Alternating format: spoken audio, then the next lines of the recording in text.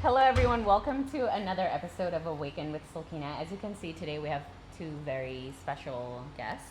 We're going to have a very important and powerful conversation on shadow work for men. Okay, so on my right is Ewan. That's me. And Hello. on my left is Andy. Hello. Angel and Devil. Just kidding. But maybe not. But maybe not. Okay, so oh my god, there's so much to talk about when it comes to men doing the work, like doing inner work and like shadow work. But I think before we start, maybe you want to introduce yourself a little bit. Sure thing. Hello, my name's Ewan Christian Brendan Corlett. That's my full name, given to me by my grandfather on my father's side. Introduce myself. I'm 44 years of age. I have lived a very colourful life and been working in the men's workspace for about 6-7 years now. I'm a qualified psychotherapist.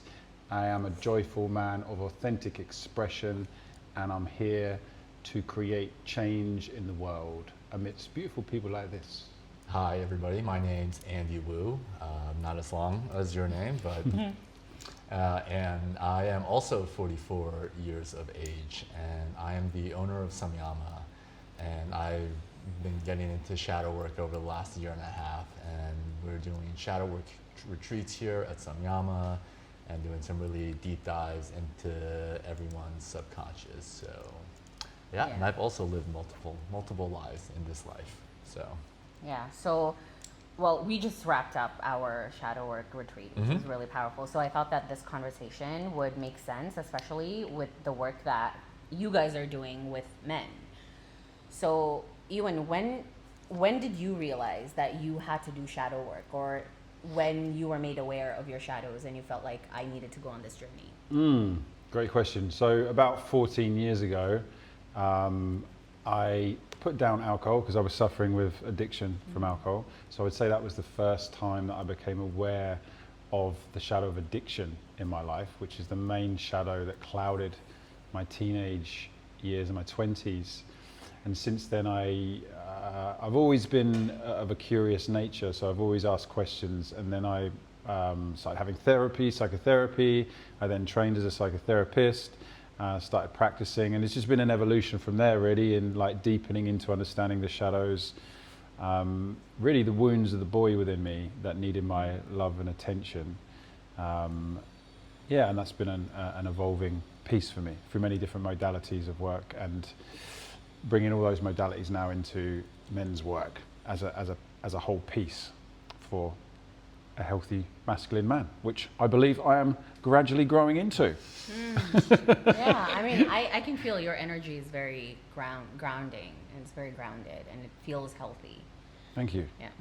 Ewan has a very focused energy. Yeah. That's what I love about Ewan's energy. He's like super focused, which I feel is a very strong part of being in the masculine, is when you have that vision and you're super focused. So. Yeah, you're very Capricorn. What's your star sign? Gemini. Oh. It's Complete opposite. Someone asked me this the other day, like, what's your star sign? Gemini, they said, and what's your rising? I'm like, Yeah. Let me consult with Google on that What one. is your rising? Yeah, And your I moon? did actually like. 14. Let me show you because This is important stuff. I mean, like, This is I mean, I'm not that. Sagittarius moon, Gemini sun, Virgo ascendant. I'm Virgo Okay. sun. That means absolutely nothing to me. I'm Virgo sun. Yeah, There's a lot. We know a lot about you now, Ewan. Oh. We know a Yeah. lot about you from Yeah. that. No, but also your ascendant is Virgo, so that's why you have that grounding energy, because Virgo is an earth sign. Okay, Yeah. interesting. In this lifetime, I have a grounding energy. Yeah. In the previous lifetime, not quite so much, but it had to be so to get to here now. Yeah. Yeah. Interesting. Andy, what was your journey to shadow work? My journey to shadow work was actually it was a girl. It was a girl who dragged me, and it was heartbreak. I feel heartbreak is a big thing, and dealing with grief. That's kind of how I got into shadow work, and it was actually wasn't until after. So I had met Norma, who's our main facilitator here Yeah. for our retreats in Las Vegas, and I had met her and not done any shadow work, but then I was in a relationship with a lady in Las Vegas, and after that relationship ended, I really started deep diving into shadow work and really started to learn a lot about different parts of myself, and actually started to feel a lot more feelings. Yeah. And really started to dive into those feelings and try to figure out what that told me about myself. And I actually, was doing that for about a year, and then I met Ewan here in Bali, and he was like, "I do men's retreats. I have one going on in the UK. Would you like to join?" And I've always kind of been interested in doing a men's retreat, and for probably about a year before I met you, it's kind of was like calling to me. And the opportunity was here, and we're in Bali, and I was just like, let's do this. Yeah, hopped on a plane to the UK. I'm like, serious? You're gonna fly all the way to the UK for it? Yeah. Cool. Yeah. I feel like when there's a calling, you don't even think twice about that. Yeah. Like you just book the ticket and you're like, I need to be there. Yeah. But what was that like, right? Like going through a breakup, how did the grief come up for you that made you feel like, wait, I think I need help? So what's happening in that relationship was I was never really in touch with my emotions. So I feel I was never in touch with, people say emotions is more of like a feminine thing, boys shouldn't feel their emotions, don't cry, boys shouldn't cry, men shouldn't cry. So I was raised on that as well. So I really felt I suppressed a lot of my emotions. And in that relationship, it was a beautiful thing. So she really showed me how beautiful it was to actually see those emotions, and seeing those emotions in such a beautiful way allowed emotions to come up for myself. But when emotions started coming up for myself, that's where all those shadows came up too, because like, where are these emotions? Why am I suppressing all these emotions? And that was kind of the process for me, just all these emotions. And then going through heartbreak, I realized that I had a lot more emotions I really hadn't done. And what happened for me was, not only was I going through that breakup when it happened, I realized I never really grieved the end of my marriage with my ex-wife. So then it was just a swell of emotions coming up. And when you haven't felt emotions for so long and they start bubbling up, it can be very intense. So I needed some help in terms of helping me understand what was coming up for me and how to deal with like the intensity of this energy that was coming up. And I was lucky that Norma was there for me, and I had started my sessions with her, and I just really started going into a deep dive with shadow work and dealing with these emotions and learning how to move through them and learning what these emotions were actually pointing to. Yeah, and I mean, you host men's retreats. Like, there is this collective sort of belief that men should not cry, or like it's weak to show emotions. Like, do you see that a lot in your retreat as well, like the men that come to you? Yeah, I mean, I think that's the lineage that we were handed down, is that expressing emotion of any sort as a boy is too much. Anger is too much. Sadness is not welcome. This is like certainly what my experience was, and I would say for most of the men that I've worked with, yes, very much so. Yeah, sadness was not a normalized emotion as a boy. There wasn't space to be in that, or to be held in that. So men grow up to believe that yes, it's a weakness. And so we're changing the game on that. Yeah. But like, why do you guys think that it's so, like, why do men resist emotional or spiritual work or emotions? I think society has kind of dictated that a lot, right? Like from a very young age, men are taught that, you shouldn't cry. You should be a man, right? You should be tough. And I feel a lot of that has to do with also because men were used to are actually used to go and fight wars. So you have to be tough. You can't feel these difficult emotions. The only emotion men are really allowed to feel and are comfortable feeling is anger.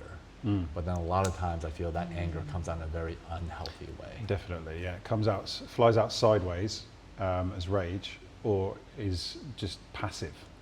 And that's where, you see the nice guy who's people pleasing. Yeah, yes, dear, no, dear, 3 bags full, dear.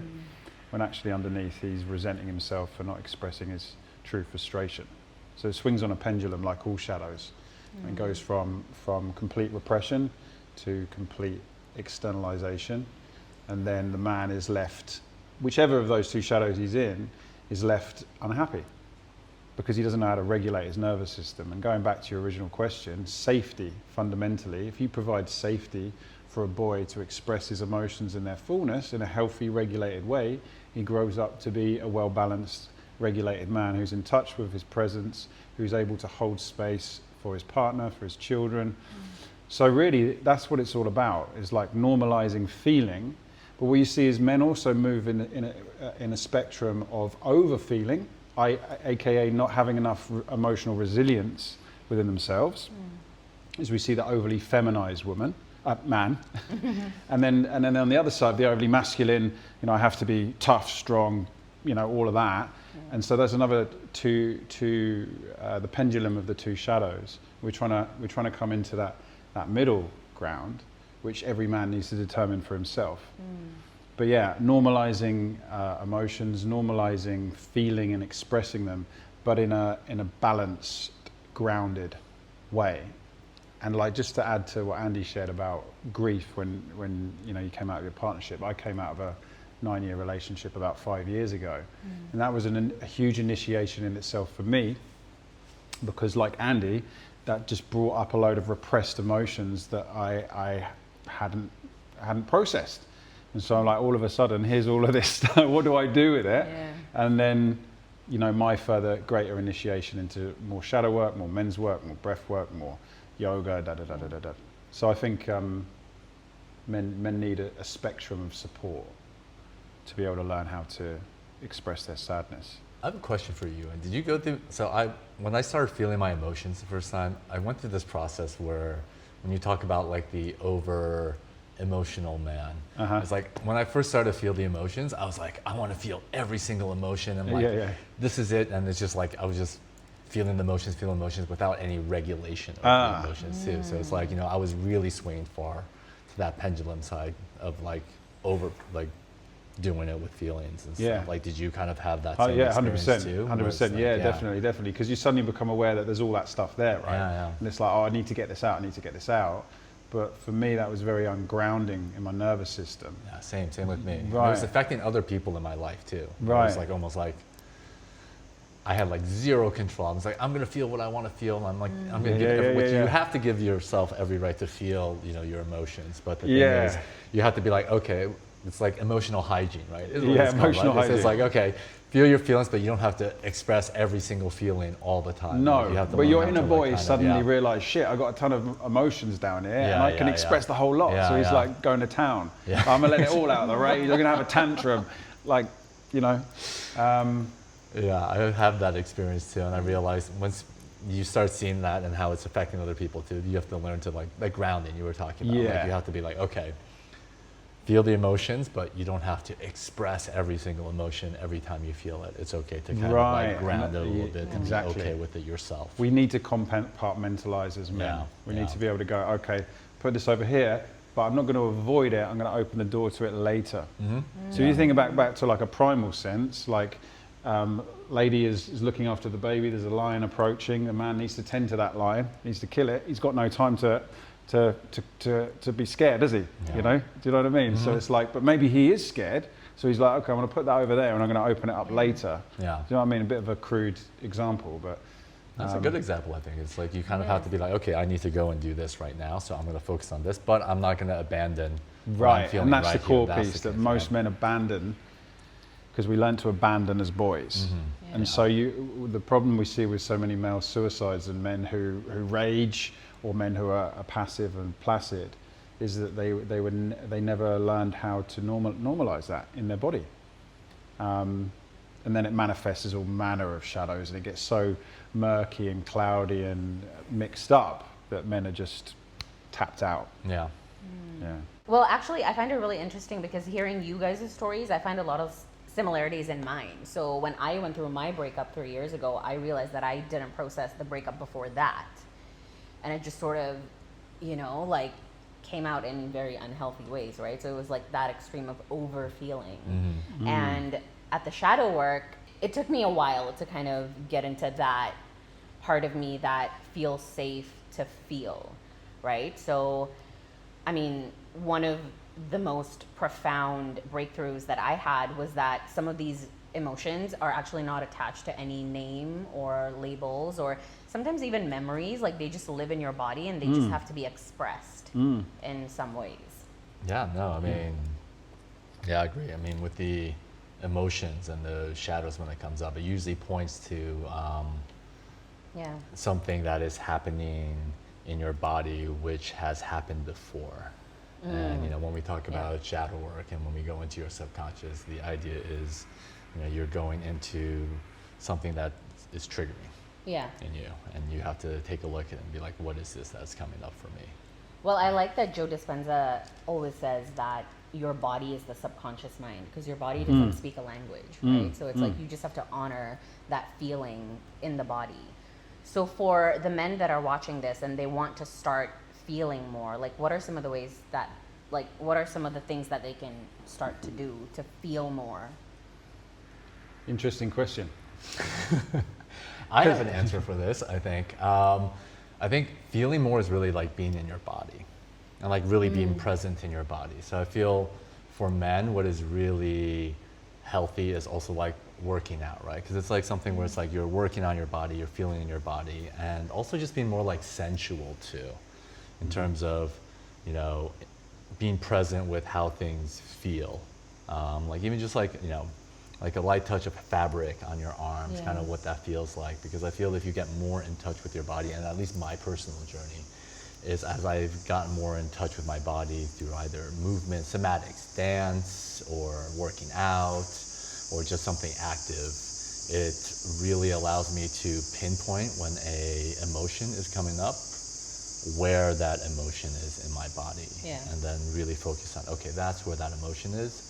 And you know, what we practice in the work that we do is the somatic experience behind it. So when you start feeling it, and start seeing if you can give it descriptions about, you know, what is there a specific texture to the emotion, or is there a specific color, or like is there heat or cold coming up in your body, and just kind of really being comfortable with understanding what is going on in your body. Yeah. I mean, that's quite an advanced. I love that answer. It's a great answer. My answer would be to just, number one, normalize vulnerability. To create a safe space where men feel safe to lower the armor and begin to say the things that they are afraid to say in the world. Number one. Like my journey into men's work started with a simple men's group where I learned to lower the mask of shame and be witnessed in my tears, because there was such a depth of safety created by the facilitator. You know, he was expressing himself vulnerably, so I felt safe to express myself vulnerably. And then I think for taking the men's work piece to one side and just focusing on that being the starting point for most men. And most men before that, they might go to therapy, maybe they'd attend a workshop here and do more of that work there. But I think it, that you just described, Andy, but I think it deepens a lot more when we learn to verbalize what's going on. Because a lot of men will say, oh yeah, gym is my therapy, and yeah, it's therapeutic, but it's not the whole piece, right? Yeah, it's good for you to go to the gym, but we need a dynamic approach to normalize feeling. Because I think like you're saying, like come into the body, connect to the emotions, colors, all of this, it needn't be advanced, right? But I think that like a lot of men will feel resistance to that level of work initially. They just want to be able to say, oh, I'm struggling. I agree with you 100% on that. And I experienced this when I came to your retreat in the UK, is the feelings of safety and feeling of the safety of being vulnerable, not just, you know, it's a lot of men I feel can feel vulnerable with women because with their partners, they can be vulnerable, or they can be vulnerable with their you know, if they were growing up with their mothers, if they allowed that. But then to be actually vulnerable with your emotions in front of other men, Yeah. that is a difficult edge, I feel, to get past, right? Because it goes back to the whole society thing. It's like men aren't taught to feel. We're not supposed to feel. We're supposed to joke about things. It's Definitely like, not amongst other men. You're in pain. Why are you sad? You know, just get through it, right? But then to actually be able to be open with that vulnerability or see another man vulnerable allows you to kind of feel into those emotions yourself. Yeah, definitely, definitely. I think a lot of men feel more comfortable initially opening up to women. Yeah. Certainly my journey into therapy, I was always looking for a female therapist. And so much of that relates to what your experience was with men and women growing up. Was it safer to express your emotions with women? For most men, yes it was, because the father wasn't the ideal present emotionally because of everything we just talked about, right? That was the lineage. So yeah, it's much more risky for many men to be emotionally vulnerable with other men. Yeah. But my experience tells me that that's where you get the greatest shift forward. Yeah. Yeah. Yeah, to actually feel safety, right? Because Yeah. it's like, it's the whole father wound situation. It's like you don't, a lot of men really aren't comfortable sharing their emotions with their fathers, or their fathers never shared their emotion. Because I remember I've maybe seen my dad cry like once or twice and never really seen that. So for me, it's like, is it okay as a man to show any emotion? Yeah. Yeah, yeah. Is it okay for me as a man to show emotion? Yes. 100%. 100%. Yes. But like we said before, needing to learn how to do that in a grounded and regulated way. Yeah. Right? And I think that's why, sorry, go ahead. No. I was, No. yeah. No, I was just going to say that's why the shadow work retreat was so powerful, because even for me, like, I didn't realize that I had a vulnerability wound, because I thought that I was feeling my feelings, but you guys were able to kind of break through that and tell me that a lot of the language that I was using was very mental. Like, it wasn't feeling, but it's like the things that I was thinking. And I thought that I had already felt it all, right? But again, it's kind of like this work comes in layers. So all the work that you do is not wasted. Like, it just stacks up. And yeah, like I just had to have the breakthrough during our retreat. It really is like an onion. Yeah. Like, as you start peeling away, and it kind of is like an onion too, because as you start peeling it away, it's like the fumes hit you, and then you start crying more. It's like, oh, there's another layer to it. There's another layer to it. And I feel like, as you peel more and more away, like more and more emotions and feelings and different, there's like a nuance to allow the different feelings. You know, I feel like our language sometimes does a really big disservice to us in terms of, you know, maybe in the English language, there aren't as many descriptive words to kind of describe emotions and feelings as there might be in different languages. Yeah. It's kind of like children grow up with a message asking, can I chop the onion? No. Do you know what I mean? And then as you get older, you're like, oh man, I need to cut that onion. It's like, and there's a little kid in you screaming, no, it's not safe to cut the onion. But like you just described, it's like, I need to cut that onion. When you start cutting it, the tears can start to move. You start to escape the prison of thinking, stuck in the thinking, which, you know, not just for men, but for women as well. Anyone that isn't fully in their body will be stuck in repetitive thinking, you know, going around in loops. And so I would say to you, if you resonate with that, if you're stuck in loops of perpetual thinking, take a deep breath, drop into your heart, just bring your mind in awareness to your heart and just ask your heart, like, what is the message that this part of me is trying to teach me? Because effectively, all the answers are within those loops. Because all those loops are pointing you towards emotion. But again, like we said, we need to create safe spaces to enable that, and that's why we do the work that we do here, is to see beyond the shadows on the edge of awareness, and then take the individual gently, softly into their emotions, and also teach them how to regulate in that process. And then you can start to see the shadows. You can start to see the little boy or the little girl that's desperately in need of your attention. Then the voices can come up, then the emotions can come up. And then we're liberated. It's a level of compassion, right? You have to have like a level of compassion for everything that's coming up. Yes. Yeah, and what's interesting too is like I thought I hated physical touch before I came to the retreat, and then I realized that that's because I never received physical touch from my dad. Okay. So I was working on my father wound, and then after the retreat, I'm like, hey guys, Hugs from everyone. No, she can't get Look enough at that, of she us. can't get enough hugs. Yeah, because I just, in a way, I felt that it was unsafe to be touched, and also like all the activities and exercises just made me feel like I had never really fully been seen by another man, like fully, you know. So that was really powerful. And I think men and women healing in community is really powerful. Yeah, what you just said there hit me. Yeah, I got goosebumps. Like never feeling really seen by a man. Yeah. So many women, right? Vast amounts of women not feeling seen by a man, like seen by a man. Yeah. And like the sadness in that is also that all those men can't see themselves, right? It's the uninitiated boy, the man that lives as a boy, from a boy psychology, I, self, me.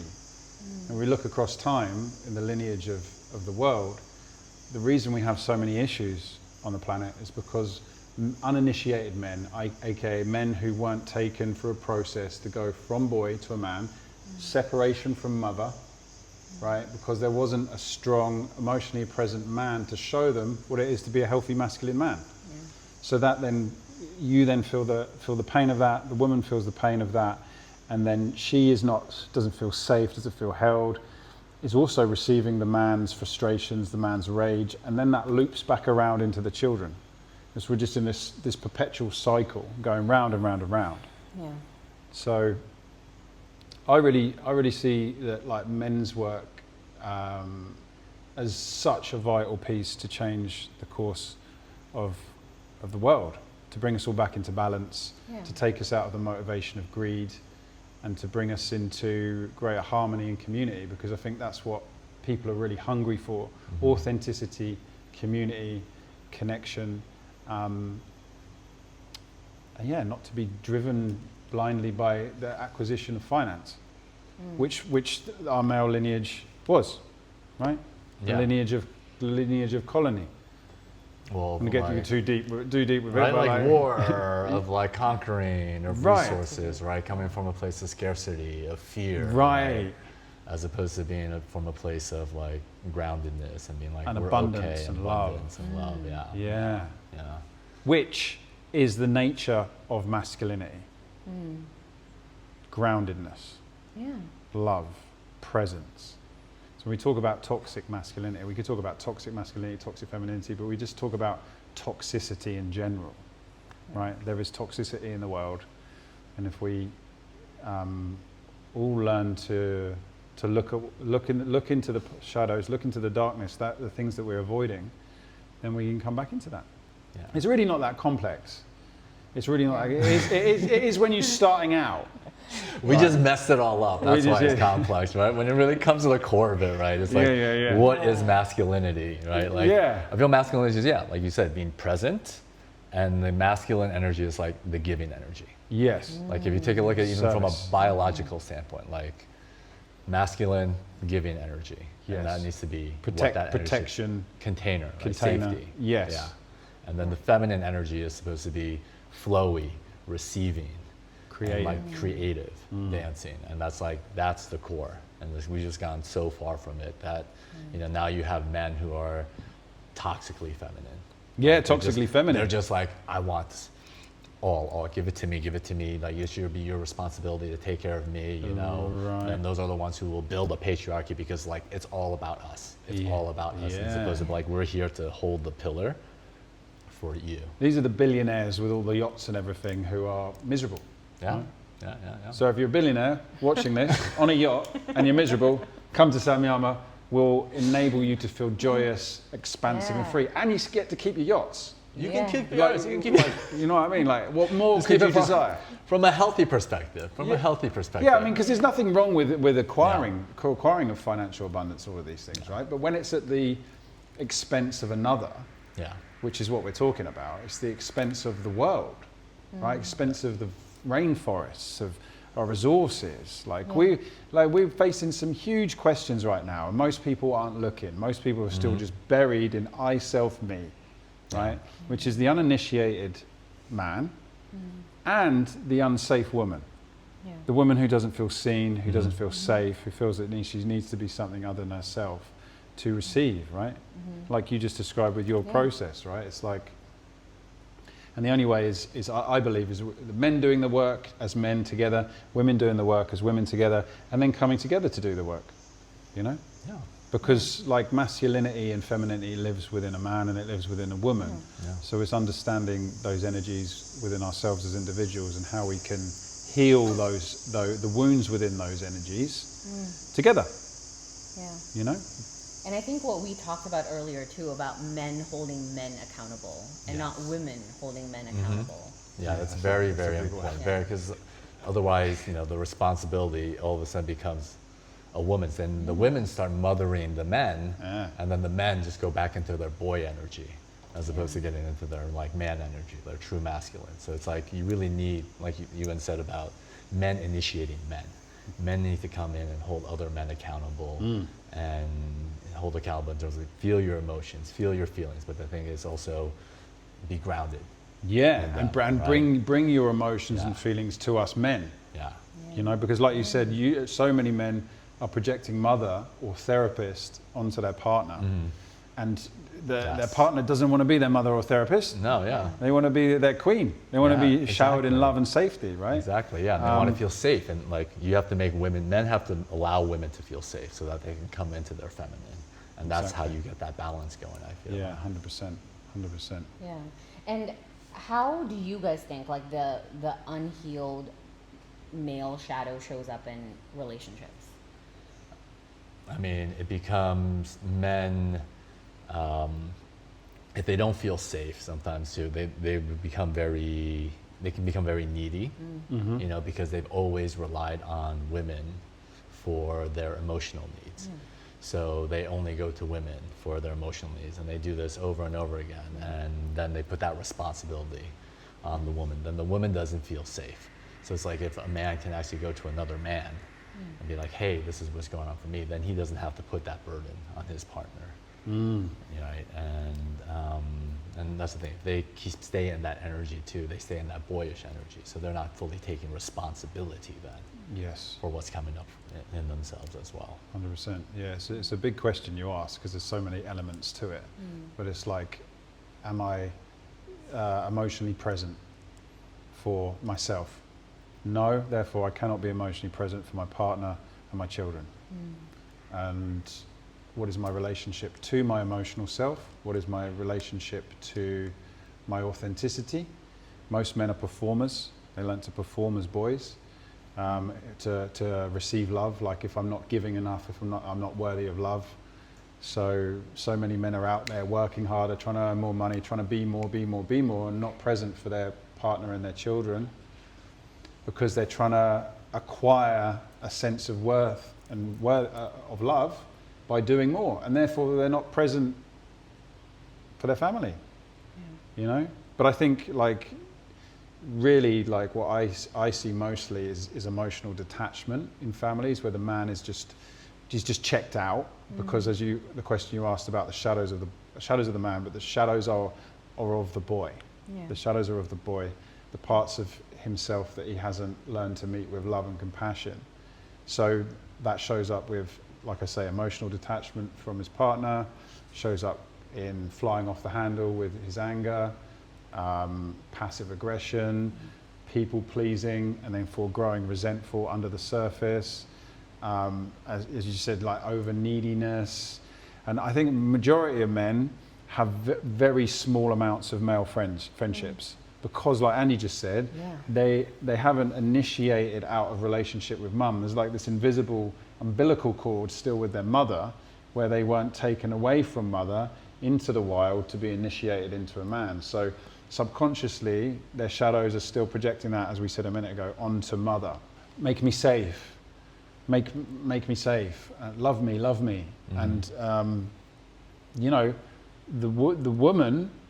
If it's a woman, her own wounds are in agreement to that, right? Her own father wounds are in agreement to that. So she's actually playing that pattern out with him, which is something that I don't feel gets talked enough in this space when we're talking about the men's wounds, we need to talk about the female wounds as well, because there is a unconscious agreement playing out. My partner of 9 years, we would play this out massively, Yeah. and I was constantly projecting mother onto me, make me feel safe, make me feel whole. Yeah. It was never her job to do that. Yeah, and I think it's about how conscious you are of these shadows playing out, and how conscious you are of this interaction between your own parts and your own shadows with your partner's shadows too. Right. Because if you're unconscious of it, then it becomes this spiral that just keeps happening over and over again. But I think what it takes is like a presence and consciousness over it that allows you to both step back, or one of you to be able to step back and kind of bring Yes. it back. Yes. And often it might be the woman that's doing that in her masculine energy, right? Yeah, And she's yeah. frustrated because she's having to keep stepping into her masculine energy to do what the man can't do. Yeah, You know? and then it's a repeated cycle. Then the man doesn't feel safe, and then basically she's in her masculine energy, so he goes into the boy and into the feminine again, right? And then the cycle repeats. Yeah. So that's why it's important too for men to become aware of it as well. So that full responsibility isn't on women. Yeah, to 100%. do that. And it might sound complex, but I would say to listeners, number one, to look into yourself and ask yourself, what was my relationship to mother like? What was my relationship to father like? Because therein lie your answers in how you attach with partner and how you show up or don't show up emotionally. Because I think if in a conscious relationship, if both people are asking those questions of themselves and doing the work to heal themselves first and foremost, and then heal within the relationship, that's when the true depth of connection and intimacy can begin to develop. But I do believe that men need to step up and learn how to lead, and that starts with like learning how to lead yourself. Like 100%. where do you fall out of discipline with your, you said you were going to do that, you're out of integrity, you said you're going to do this, but you're doing this. Like to be radically honest with ourselves and say, actually, this is the man I want to be, but this is the man that I'm showing up as. Yeah, I think that's 100%. Just being 100% honest with yourself, authentic with yourself, even if it is painful to look at sometimes. Yeah, definitely. I mean, that's what healing is. Yeah. But it's really hard to be honest with yourself. Like the first step is you have to not lie to yourself, and that's why it helps to have another person there. Yeah, to call you out. Yeah. Yeah. Yeah. Call you forward. Yeah. Pull you forward, men holding men accountable. Yeah, I feel yeah. like Not that's what to it's about. shame, No. but to call into integrity. Yes. Yeah. And that's why healing in isolation is often really hard, because there's no mirror, right? Like I feel like when I'm in a relationship, that's when I can actually actively heal, or just when somebody else is an activator for me. Because when I'm alone, I'm like, I'm healed, everything is good, I have no shadow, but then when it gets reflected, you're able to sort of really see your patterns play out. Like one of the things that my dad told me when I broke up was, are you stupid? Like he's not even that good. Like why are you crying for him? And so I just put up this wall, and I'm like, yeah, actually you're right. Like he wasn't even that, like he didn't deserve me. So I'm just not gonna cry it out. Like I'm just gonna be practical about it. Nice. So this, you're like, no. Nice. Yeah, But still, it's good need to to feel it, right? Yes, exactly. It's still good to feel it. Yeah, and so be like, exactly. okay, So I need to at this process retreat, this. I'm like, no, there's like way too many things that I didn't feel. Okay. Because I just felt like I wasn't allowed to. Yeah. I mean, I've had that experience before too. It's like, the person is not right for you. Yeah. But the thing is, But it even still though you hurts. know it, you still have to acknowledge the pain that comes with it, because something in you picked that person too.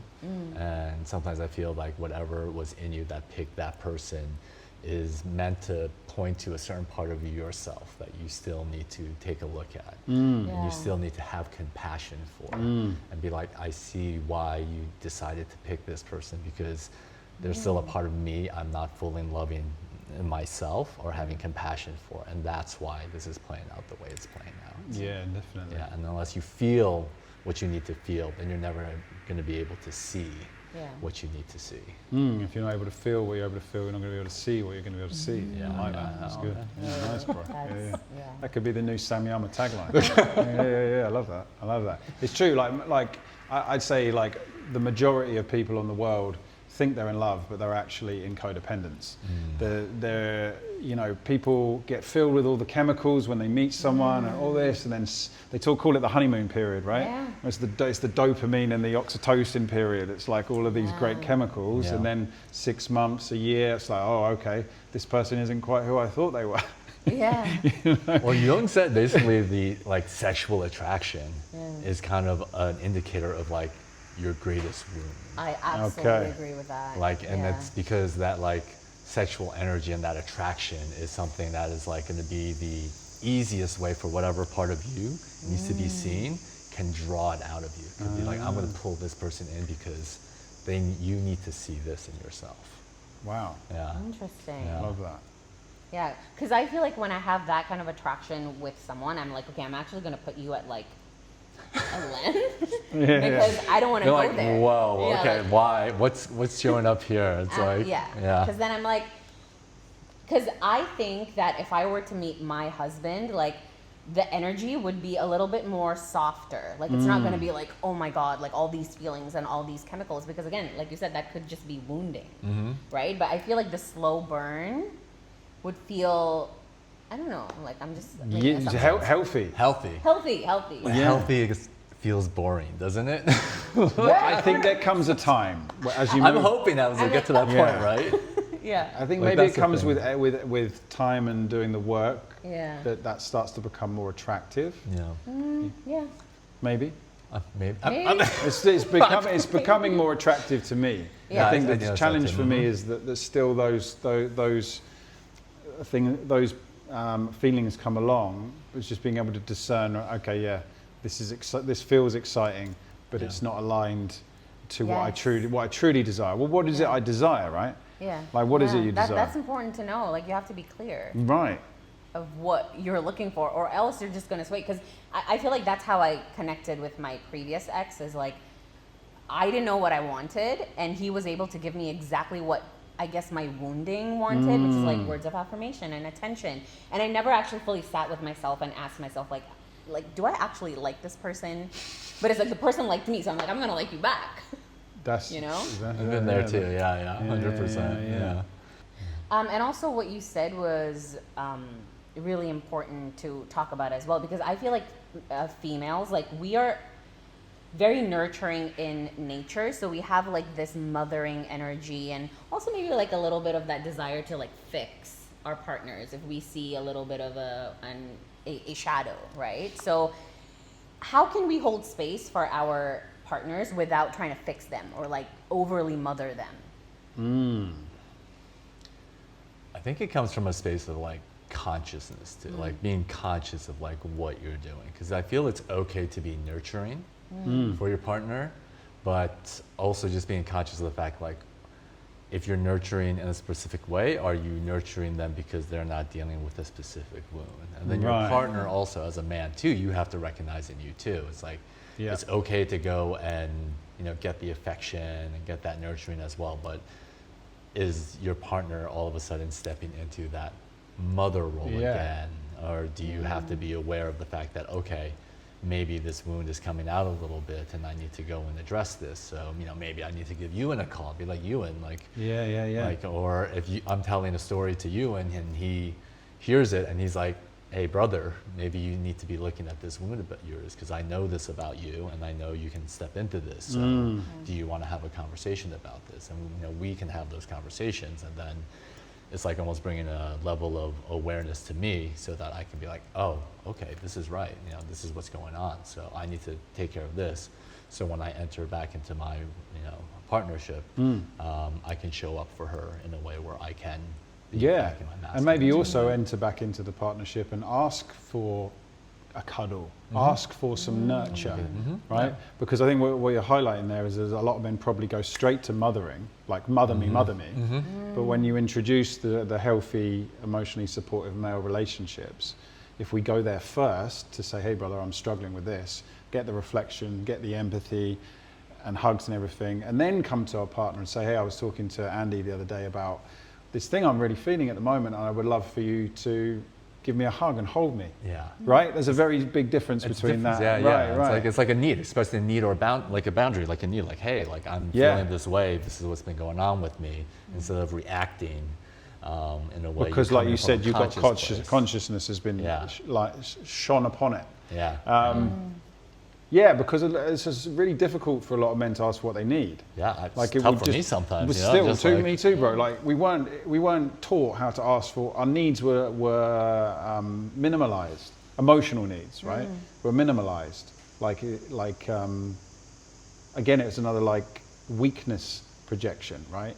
It's not okay to receive a hug. It's not okay to pull. The message I received growing up was pull yourself together, because of course the lineage in my ancestral plane was pull yourself together. You know, we've got to go and fight a war. Yeah. They're bombing us, so you better pull yourself together. We got to survive.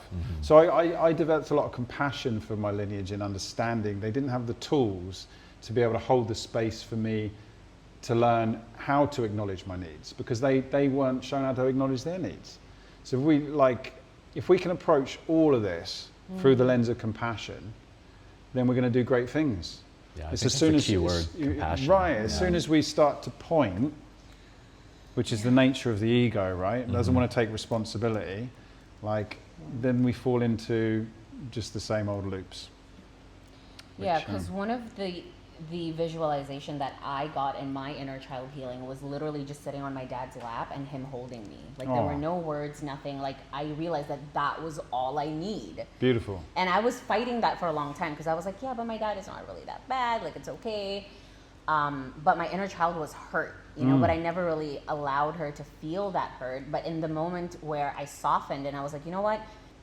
I'm gonna let my protector kind of step back, and I'm just gonna let this child feel the pain. And in that moment, I felt relief, right? And actually, something really interesting that happened at the retreat as well was after we were like regulating, and you know, it was during the activity where you were channeling our inner child's pain. And after that, I needed to ground, so I wanted to eat an orange, and I wanted to open an orange, and you gave me your orange, and you're like, here, have it. And I was like, no, it's okay. And you're like, just have it. And I was like, yeah, like, I mean, you're giving me an opened orange. Like, I could just eat it, but I still wanted to do the work. Like, no, it's okay. I'll open my orange. And I even thought that was an important, like, mirror for me.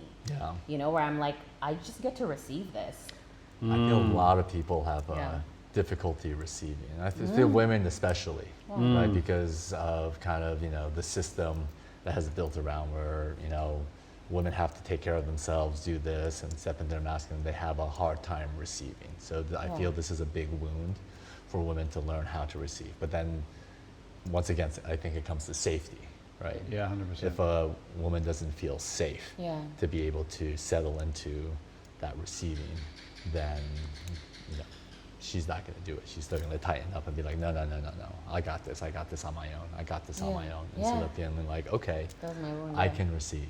So that was like actually really helpful. What came up for me there when you were talking about the orange is how historically a man might create the image of safety through the shadows of the magician, let's say, of like the sorcerer energy of like hiding a negative motive under a positive one. So like, you know, this is what I'm showing you, drawing you in. Like we see that with like love bombing, that kind of behavior, right?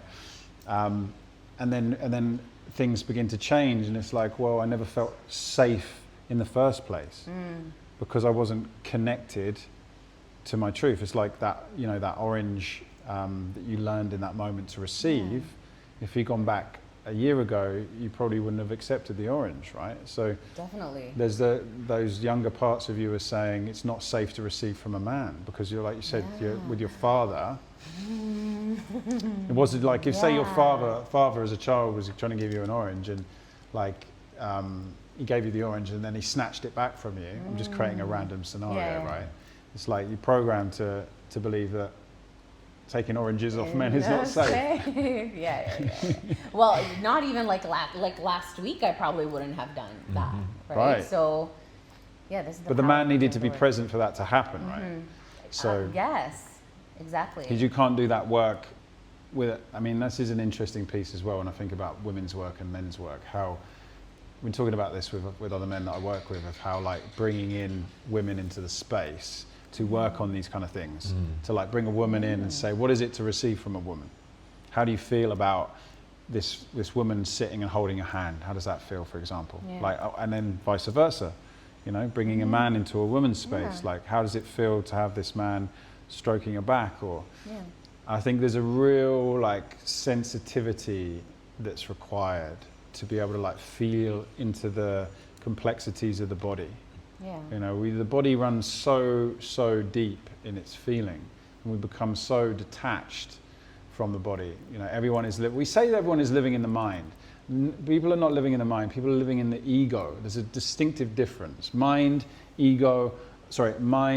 body, spirit are one. There's no separation in those. They all work together. And we think of mind as the brain, right? Mind lives in body, body lives in mind. It's all one. But the way that we're processing it and understanding it in society now is to live in the body, to come back aka to come back out of dissociation.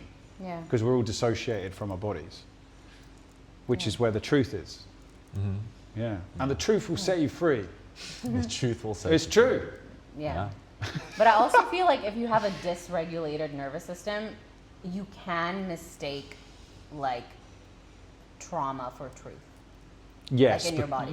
you're unable to you have to, discern like, between regulate. fear and, Right. and intuition. Yeah. Yeah. Well, because they're both born of the same place in the sacral, right? Yeah. The intuition lives here, but fear also lives here. So is it most people are detached from their intuition, aka their truth, because there's, as you say, so much dysregulation from their childhood from which they're living from. So like you say, most people are living in fight and flight. They're living in this state of hyper arousal from the wounded child within them that's like literally screaming, pay attention, and showing up as, like you said with you. I like felt in that, yeah. Do you know what I mean? And I felt that like fight within me, and the energy was so different, right? It's like the protector energy, like my body language is different, and when I'm in the inner child, it's like softer, and it's like I could feel the split of that energy, and they're both like fighting within myself. Yeah. And yeah, I mean, it's also now that I'm extra aware, I'm like, oh my god. When it comes So up, the right? lights are back on, right? Yeah, what's interesting But- too is you can like take a picture of yourself too, if you feel you're in different parts, and you can start yeah. recognizing. And then I realized too, in different parts, Yeah. your voice sounds different. The way you talk can sound a little different. Totally. The way you Wow. walk can sound look Yeah. different and everything. So Yeah. it's like once you become aware, it's quite interesting to interact with these different parts and be like, oh, who is present right Yeah. now? Who is present right now? Yeah, and I think what you said too, like having men at women's retreats or like women at men's retreats, like for me, like the activities that we did together was really healing, because again, like you're like a male figure, right? And so not having been seen by a male figure, like during the eye gazing, it was so uncomfortable, but I was like, wow, like I've never had this before, you know? So it definitely cracked open a lot of things. Yeah, I feel that, you know, like there's specific healing that can happen with like woman and woman, and there's specific Yeah. healing that can happen with women and men, and specific healing that can happen with men to men. And it's all valid, and I think it's all important for us to work on it. So it really is that balance, you know. It doesn't need to be separated all the time, you know. I feel like men and women need to come together to heal. Men need to heal with men. Women need to heal with Yeah. women. You know, it's just kind of, it's all about connection, how we connect with each other. Yeah. But do you guys recommend like couples do shadow work together? Because I would imagine that you would have to be very strong. You like you would have to have a strong foundation in your relationship, because then you would see your partner shadows. Like I think I think it's important that both individuals are on their own in a healing and growth journey, right? And if they both are and are open, then of course a couple shadow work will work beautifully. Yeah, because I've experienced it before too. It's like a lot of times it's scary to see parts of, you know, because most people when they interact, and most couples when they interact with each other, a lot of the time it's always the parts interacting. And then they don't recognize that it's a part and they think it's them.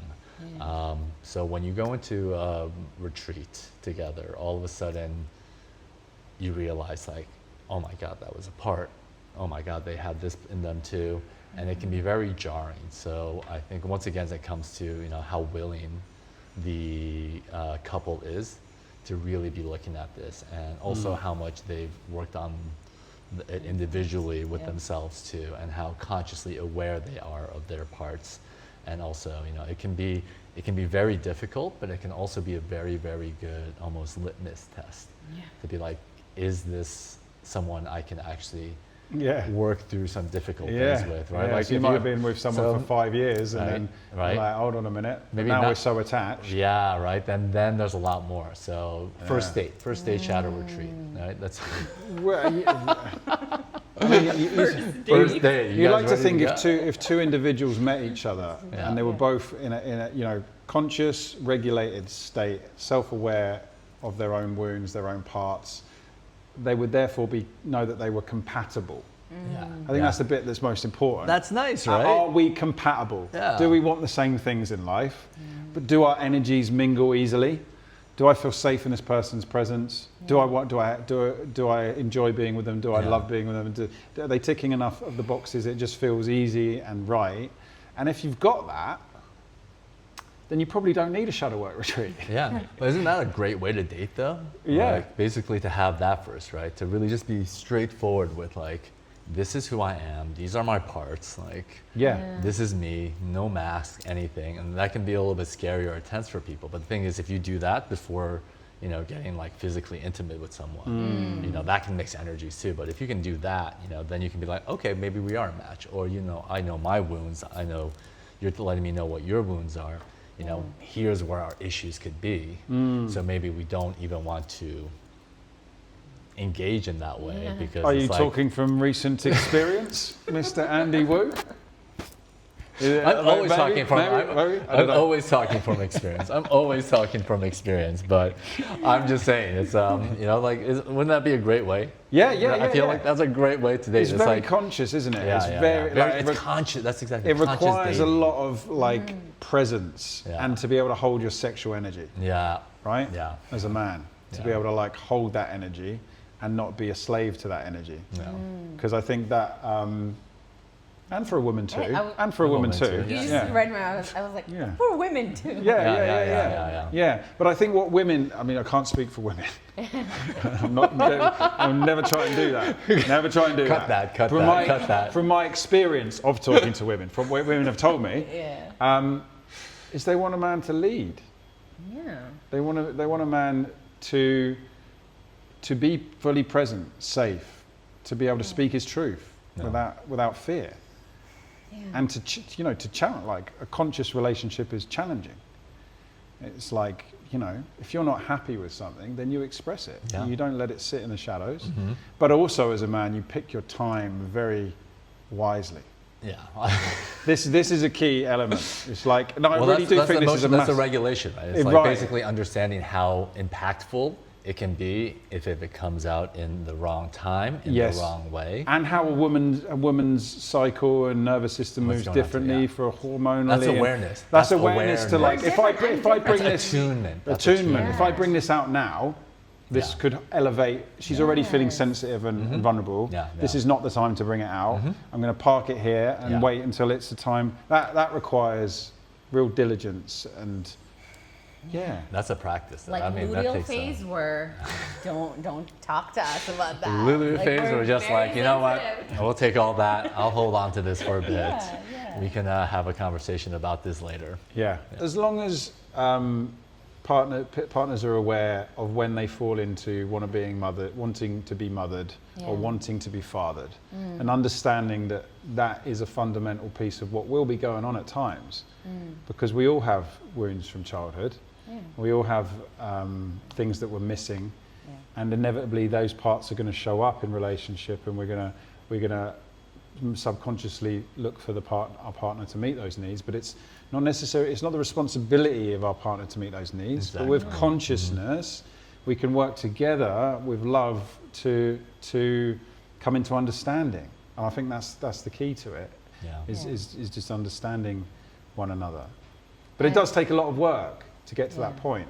Yeah. Like I don't want to be like I don't. Yeah, it does. It It's takes not a- easy peasy being It's conscious, not easy right? peasy. No, lemon squeezy. Yeah. It's not. Even after this retreat, I feel like I'm more in tune with my body and I'm feeling everything. And that itself is uncomfortable because I'm like, wait, I never Yes. used to feel this tingle in my hand when this person said this, or like, you know, like a pain in my chest, or like my throat closing up. Like I'm just sensitive to everything now. Yeah. It can be scary. It can be It scary is when scary. it comes up because it's like, especially if you're not used to it, right? Yeah. It's just like, what is this? What's Yeah. going on? Like, That's literally me. I'm you're like, just like, Hold on. what did I unlock? I'm back in Pandora's my- box, right? Back It in my becomes body. Pandora's box. Yeah. Yeah. And that's the thing. I think a lot of people have been outside of their body for so long and Yeah. really disassociating that when they get into it, it can feel very uncomfortable. And I think a lot of people talk about healing like you do it and all of a sudden it's light and love and you're fantastic. But I feel there is like Like, a we're just gonna shadow get what we period too. Yeah, want, exactly. There's like a and- period where it's yeah. like, it's not. it's nothing. It's not, and Yeah. things are going to be coming up. It gets It's harder. uncomfortable. It gets harder. It gets right? harder. It gets harder, and you have to be Yeah. like, oh shit, okay. But realize that in that too, it's like that is very normal to feel like it is Yeah. getting harder after you go through a process like this because it's just raw and it just needs to come Yeah. up. People's number one desire, whether they're conscious to it or not, is peace. And the only path to peace is through liberation. Yeah. And so what we're talking about here collectively as a human race is liberating ourselves back into the body where the soul resides so that we can be at peace. Because God knows the world needs peace. Real peace. Real peace, right? Real peace. Yeah. Yeah. Because I think also like with that death and rebirth cycle, it's not just death and then immediately rebirth. There is that void in between where nothing is happening and you're feeling every uncomfortable emotion, right? And I feel like usually people don't know how to be in that void, so they will just go back to their pattern. Yes. You know, kind of like I'm just 100%. gonna go back to my addiction or like just whatever Safety. dopamine. Safety. Exactly. Safety. Yeah. Exactly. Or the comfort, right? Like what is comfortable for me. Yeah. So yeah, that's what this work is. Yeah, and that's it, being compassionate with yourself in that process and not Yeah. not shaming Shaming yourself. yourself. Yeah. Yeah. And I think what I was gonna say, it's coming to me now, is that this truly is a collective work for men and women, because I also think that the way that women treat men, like in the dating world, sets the stage for all women, right? So it's like if men are allowed to treat women a certain way, then they just think that that's okay. And so us having boundaries and us doing the work and us being clear of what we want and sticking with that, like we're setting the stage for dating. And for men to like show up differently, you know? Yeah. Yeah. Yeah. Oh, okay. Thank Teamwork. you. Teamwork makes the dream work. Yeah, certainly in the West. I'm Yeah. from the UK. I speak for the UK is what my core experience is. It can be very easy to just point the finger at men, right? Yeah. Understandably, we look back across time. But there's a reason why 7,500 men a year are killing themselves in the United Kingdom, right? Because of that lineage. And so the men who, the colonists, right? The greedy, uninitiated boys that built the world that we currently see need to do men's work. Essentially, we need to reach the leaders, right? We need new leaders. And once we got new leaders, then all will And we're take. starting to see that, you know, Yeah. men who are being initiated, men who are doing the work, rites of passage, right? Yeah. Like I feel there was never a coming of age, you know, that's kind of been removed. Old tribal societies used to have that coming of age, and it's like, Yeah. it's that's building the leaders, and you know, as we build the leaders who can, you know, men and women, right, together, coming in and like leading with in terms of working together and also working on themselves and working with each other to work on each other too. Yeah, and I think that's what's important. That's kind of where I was going and kind of got Yeah. taken down the colonial route again. Is that you know that men and women in the UK, let's say, or across the world, just need to have a little bit more compassion and understanding, right? And whenever we're pointing the finger, we're living in our ego, and we've got no chance of feeling better within ourselves collectively if we're pointing the finger. So, Yeah, I mean, first place you got to point your finger is at Yeah. yourself, right? well, they say when you're pointing one finger that way, there's three pointing back at you, don't they? Yeah, that's true. Yeah. That is true. That is true. so it's telling you something, right? Yeah. Yeah. So what would you say to the woman who clearly can see that her partner is struggling? So how can she initiate anything to help them? That's a good question. Firstly, I'd say it's not your job to initiate anything. Yeah. It's your job to be real and honest with him about how his lack of whatever is affecting you and the relationship, and then to be really like clear with like this is what I desire, Yeah. and self-conscious to her own wounding of how she's actually feeding into that. Yeah. Right? Because I think it feeds back on what we were just saying. It's easy to say, well, if my man was this, and if my man was that, and if my man was that, then, but what about how am I showing up as a partner? How am I perpetuating the wounds in him by, you know, maybe overly mothering him or allowing him to, or not speaking my truth? So I would say, speak your truth, know your boundaries, know your worth, and communicate your desires clearly. And if he can't step up to the plate and fulfill that, then you've got to ask yourself, why are you staying? Yeah. No, I 100% agree with you. It's like, you know, knowing your boundaries and what you need and being able to express it, but also being able to look at yourself to be like, what part do I play in this as well? And just being honest with them and being like authentic. And if it comes to a point where they are willing to hear you out and you can feel safe expressing this, then it's something that they will work on too. But also know that, you know, if you can't feel safe and you're expressing this and you're also doing your own inner work, sometimes honestly the best thing to do is to walk away. Because I know even for me personally, when that has happened to me, some of the biggest changes I would make in my life would happen because of the fact that I had to lose something.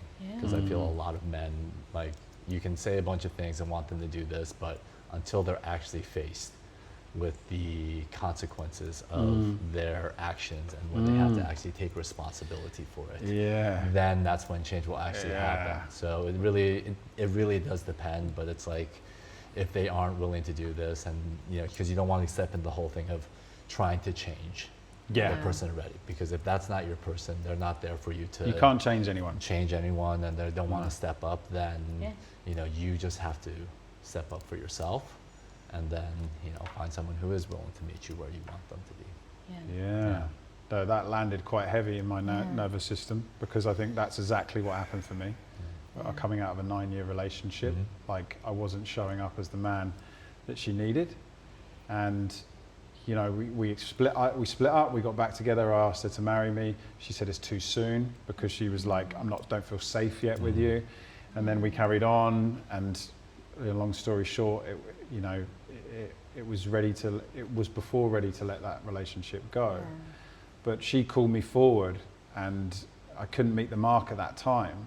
And then when the relationship ended, like you just said, that was like, bam, boom, right? Yeah, like and then you're just like, nuclear bomb. Is like, just right? like, God, now I can really see the depth of what was going on here. And that's not to say she wasn't, you know, it's a co-created thing, right? It always is. But she was always saying, like, this is what I desire, this is right. And you know, she should have left me sooner, but you know, there's so much going on there, like codependency, like attachment, like. And the wounds, it's all just the wounds that play and stuff, and unless you're conscious of it, you know, because I had to be in situations too where it's like, no, like, I have to step away from this, you know, just to protect myself too. So, you know, it's like, it really is just the wounds that are at play, and, you know, not necessarily that they're a bad person or, you know, they're like not great in a relationship. It's just, if your wounds and you're not conscious of them are coming out to play, and your parts are coming out to play, it can get to a point where they just clash. It just doesn't work. There are no bad people in the world, only wounded children. Yes. Yeah. So true. Right. So this is why men's retreats at Samyama is important. Yes. And all very important, and all around the world too. It really is. It really is just all around the world too. To spread the word. Everyone. The thing is, there's a lot of shadow work. Exactly. And honestly, like, even having this conversation, I definitely feel safer on both of you. So thank you so much for you allowing me did. to hold this space for the both of you. And thank you for sharing your stories. Thank you for Thank having you. us and having Thank you us so have this much. conversation with Is there you. anything else that you guys want to add? Oh, you can. Where can people find you? Right here at Samyama. Okay, there you go. On Oh, you got picture stuff too. Unleashed. You have a retreat coming up, don't you? I do have a retreat coming up. There are Only a 2 few spaces spots, right? remaining. Yeah, but it's in the United Kingdom, in Carmarthenshire, Wales, in the heart of the Dragonland.